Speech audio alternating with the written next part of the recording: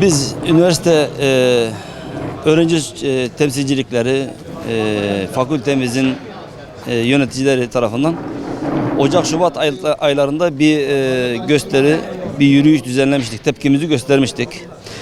Tepkinin önemini sordunuz. Şimdi Müslümanlar mesela özellikle Arap dünyası şu anda sessiz durumda. Katliama, kardeşlerinin öldürülmesine sessiz kalıyorlar. Bakıyorsunuz işte Amerika'da, Avrupa'da, Londra'da böyle insanlar, alakası olmayan insanlar, insani duygularından dolayı mesela böyle sokaklara çıkıyorlar. Gerekirse polisten, güvenlik güçlerinden dayak yemeyi de göze alıyorlar ama maalesef bizim İslam toplumunda bakıyorsunuz insanlar uyuyorlar. Yani sanki uyuşturucu yapılmış gibi hissiyatı alınmış bir toplum konumundayız. Buradaki amacımız, gayemiz bizim Filistin'de yaşanan katliamın sesini yükseltmek. Dünya çapında bir kamuoyu oluşturmak. Müslümanların hissiyatını yükseltmek. Onların da bugün Filistin katlediliyorsa yarın Ürdün, öbür gün Lübnan, öbür gün Suriye, öbür gün hatta buraya kadar da onların arz-ı mev'ud dedikleri işte belirlemiş oldukları kitaplarında, muharref kitaplarında belirlemiş oldukları topraklar var, kutsal topraklar. Onlar onları elde etmek için mücadele ediyorlar. Biz Müslümanlarsa şu anda sessiz duruyoruz. Kardeşlerimiz öldürülüyor, susuyoruz. Evet, Gazze'de bu katliamla beraber gerçekten yüreklerimiz hüzünlüdür. İçimiz buruktur. Bu katliamla beraber gerçekten çok hüzünlüyüz ama hüzünlü olduğumuz kadar bu katliamın bu savaşın İslam'ın, Müslümanların tek parça Hz. Muhammed Aleyhisselatü Vesselam'ın o aklındaki birlik, beraberlik, itikadi meseleyi tekrar ihya etmesine vesile olur diye düşünüyorum. Ama maalesef bugün biz Müslümanlar olarak çok geride kaldık. Allah Azze ve Celle Kur'an'da buyuruyor: eğer siz onlara yardım etmezseniz, eğer siz Kur'an'ın gereklerini yerine getirmezseniz Allah sizi yok eder, sizin yerinize bir topluluk getirir. O topluluk Allah'tan razı olur, Allah da onlardan razı olur. Bize düşen görevler bu kardeşlerimize sahip çıkmaktır. Bugün Müslüman alemin içindeki en büyük sıkıntı ırkçı söylemlerdir. Irkçılara yönelik yön vermeleridir. Kimisi diyor bu Arapların meselesidir. Ya Araplarla Yahudilerin meselesi.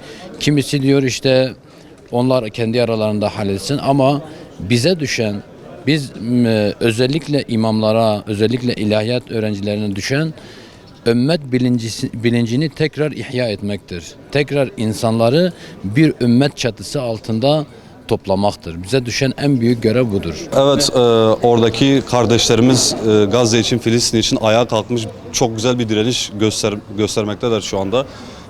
Bizler de oradaki kardeşlerimize desteklerimizi göstermek için aynı zamanda Filistin'de, Gazze'de şu an devam eden soykırımı unutturmamak için böyle bir program tertip ettik Harran Üniversitesi öğrencileri olarak.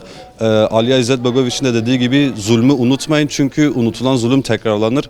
Bizler de dediğim gibi unutturmamak için, hafızalardan silinmemesi için bu gibi etkinliklerimizle oradaki kardeşlerimizin yanında olduğumuz her zaman gösterme çabası içerisindeyiz. Gün geçmiyor ki Siyonist çetenin barbarlığıyla, yeni bir katliamıyla uyanmayalım.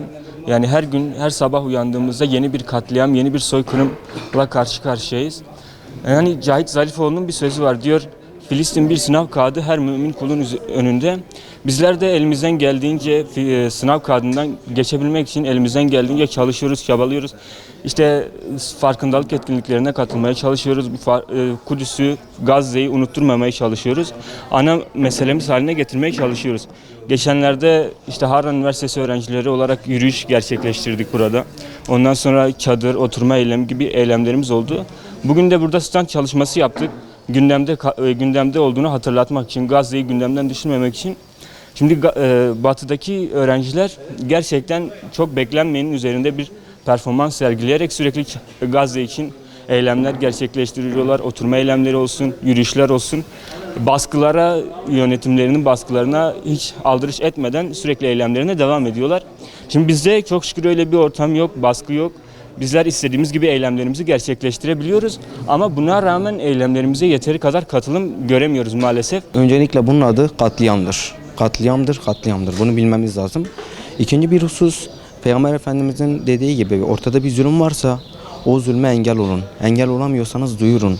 Eğer duyuramıyorsanız da en azından bir faydanız olsun dediği gibi. Bizler Dağra Üniversitesi öğrencisi olarak gerek sivil toplum kuruluşlarıyla gerekse de üniversite hocalarımızla, öğrencilerle birlikte birçok program yapıyoruz.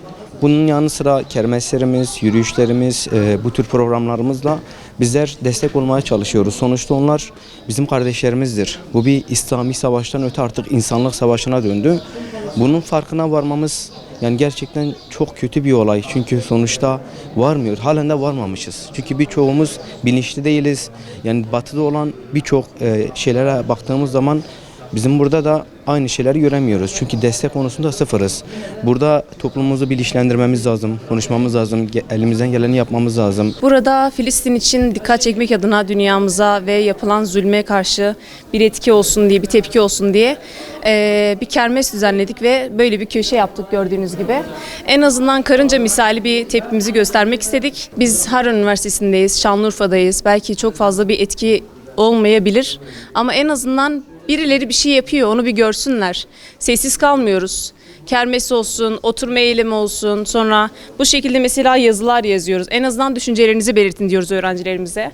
Böyle köşeler hazırladık. Sonrasında hani herkes bir farkına varsın diye elimizden geleni yapıyoruz. Yani o üniversiteler falan tabii ki bir şeyler yapıyor. Bizim de kendi çapımızda bir tepkimiz var. Onu da göstermek istedik.